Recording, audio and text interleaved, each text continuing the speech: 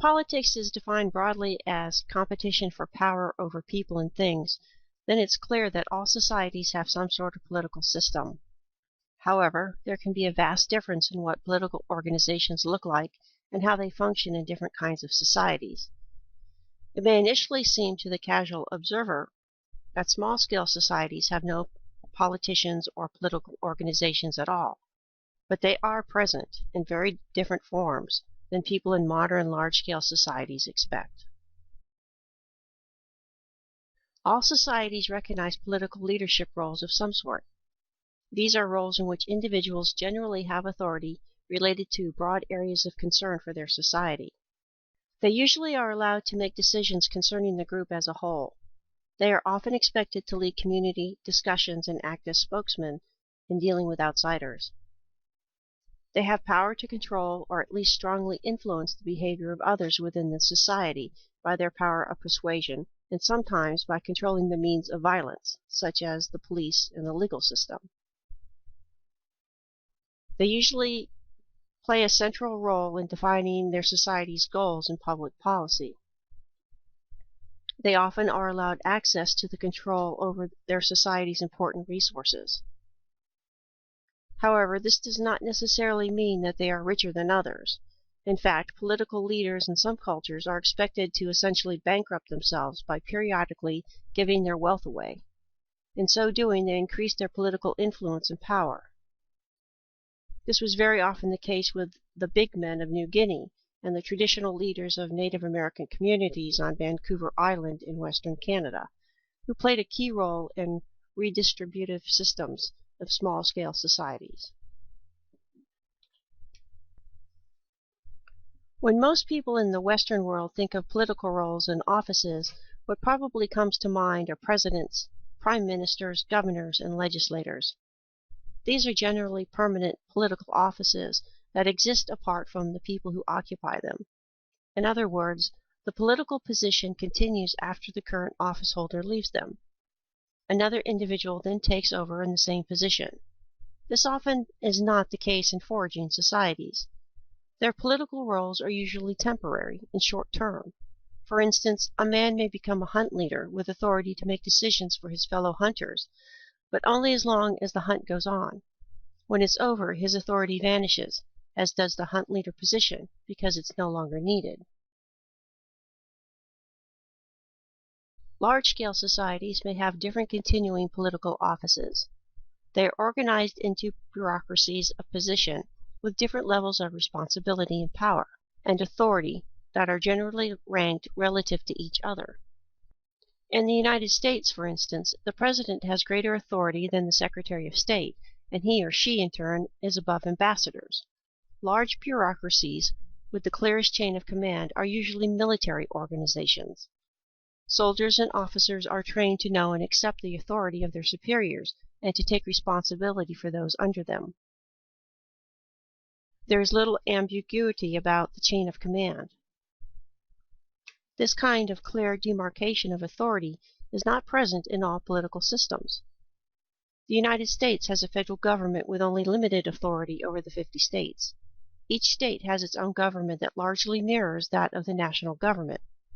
From the very beginning of the U.S., over 200 years ago, there's been repeated disputes between states and federal authorities over political and legal jurisdiction.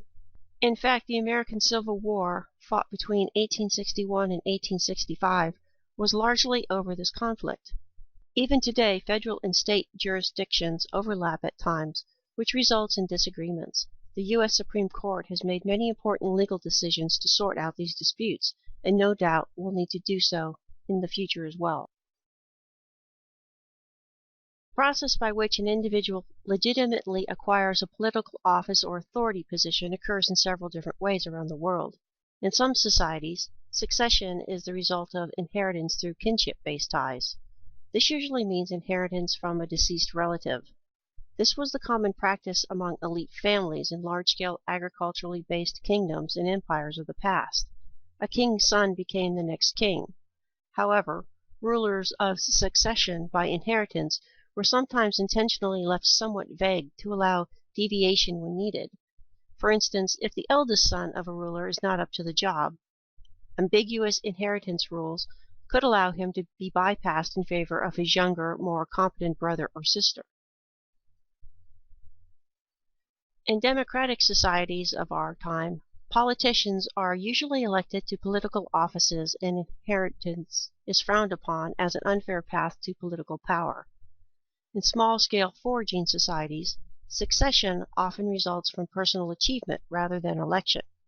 An individual may become a leader without a vote because it is generally understood in the community that he has proven his ability more than others.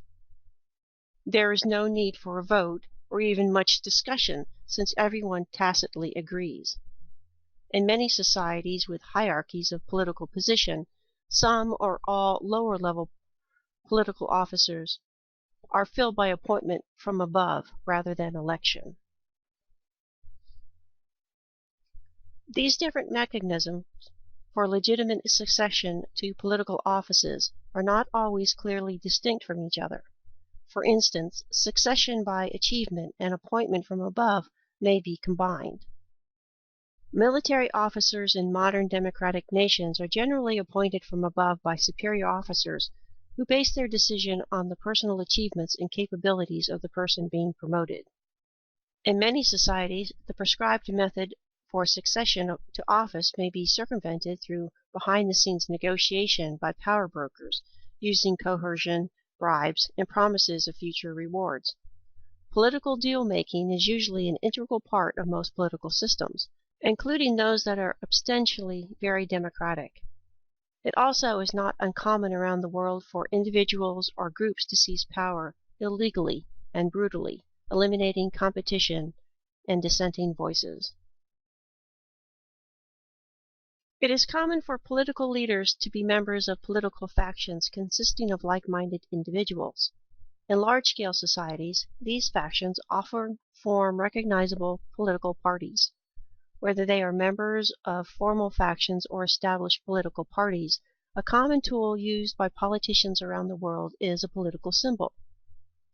This is an idea of physical things that is used as a tool for focusing the attention and emotions of people. It can be as simple as the phrase, "a chicken in every pot and a car in every garage," which was used by Herbert Hoover in his 1928 U.S. presidential election campaign. It can be a call for major change, such as the replacement of a king with a legislature, or conversion of non-believers to the true religion. It can be the idea that some other ethnic group is responsible for society's problems. The last example is one of the most effective kinds of political symbols that the Nazi Party used to gain power in Germany during the 1920s and early 1930s. They blamed Jews as the main reason for Germany's economic and military failures. Jews were the political symbol in this case. A political symbol also can be a simple object such as a national flag. Soldiers have died to protect their nation's flag, despite the fact that it was only a piece of dyed cloth. For them, the symbolic meaning of their flag was the important reality.